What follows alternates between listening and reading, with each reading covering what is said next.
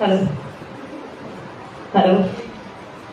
ओम नमः पार्वती पते हर हर महादेव।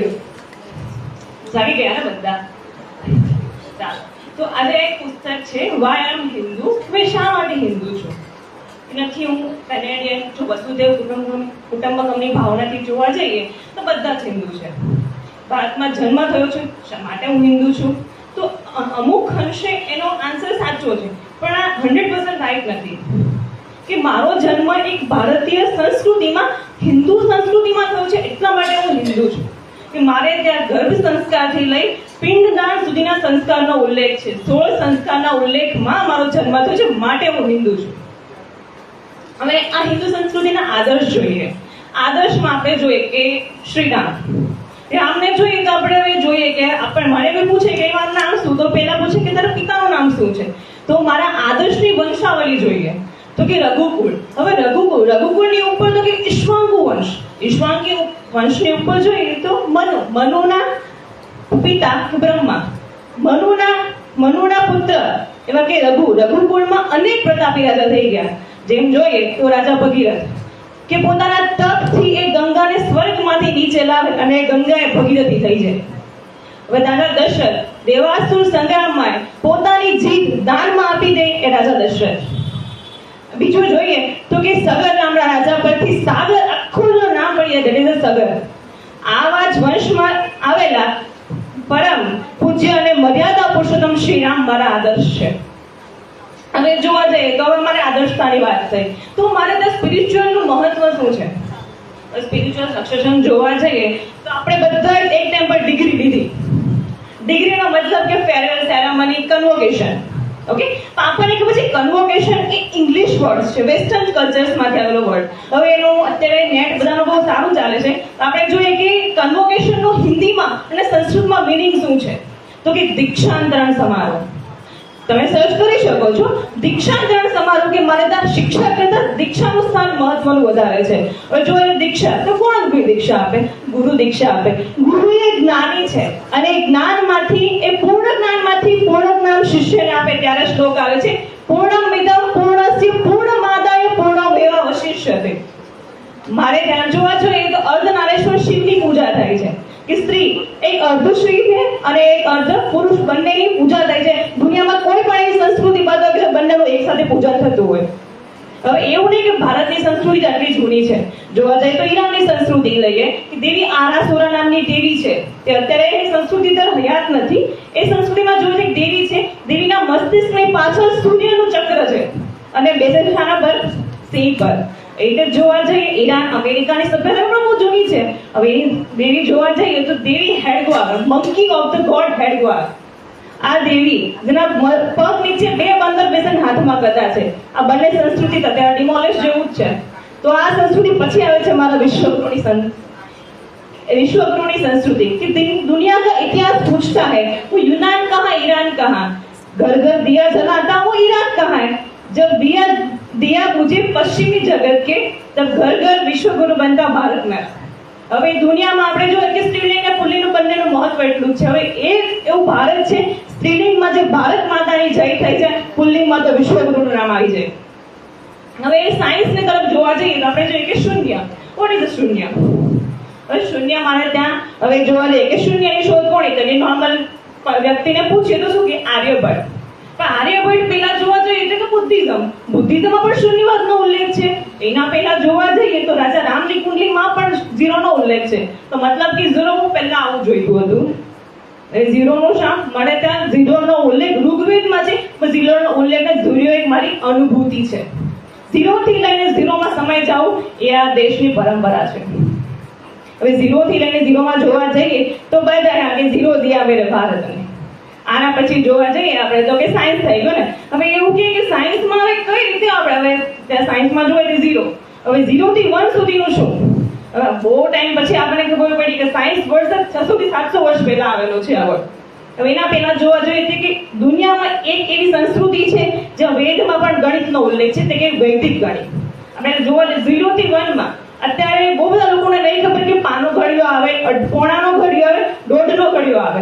આ ક્યાં છે તો કે વૈદિક સંસ્કૃતિમાં. ત્યારથી પછી આ વેસ્ટર્ન કલ્ચર થઈ ખબર પડી કે 0 થી 1 માં પણ કોઈ આગળ આવે છે ખરો. હવે જોવા જઈએ એસ્ટ્રોનોમીમાં જોવા જઈએ કે વેદને માને છે કોણ અત્યારે.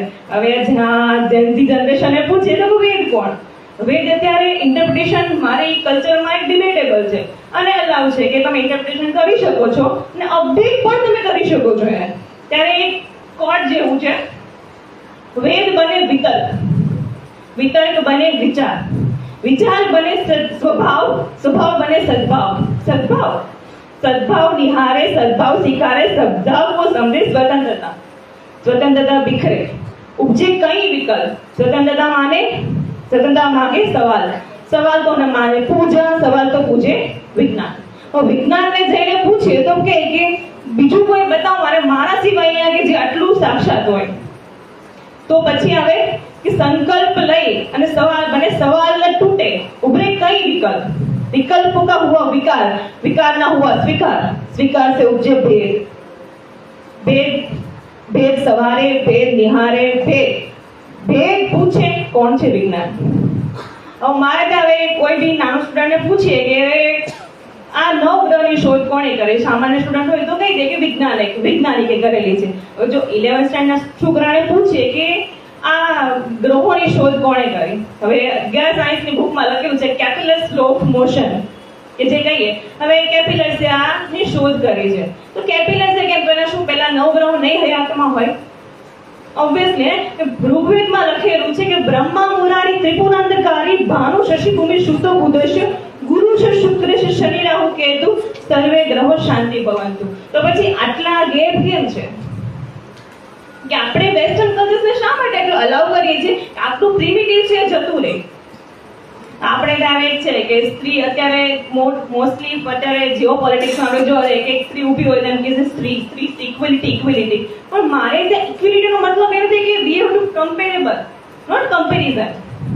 આના પછી એક છે કે આપણે બધા કોર્ટમાં ગયા છીએ. હવે ચોથા ધોરણની બુકના ફર્સ્ટ પેજ પર બ્લેક કલરની મૂર્તિમાં આંખે પાટા બાંધીને જજની બાજુમાં મૂર્તિ હોય એટલે કે આ સ્ત્રીની મૂર્તિ છે. સ્ત્રી સિવાય ન્યાય કોઈ અપક્ષ રીતે ના કરી શકે.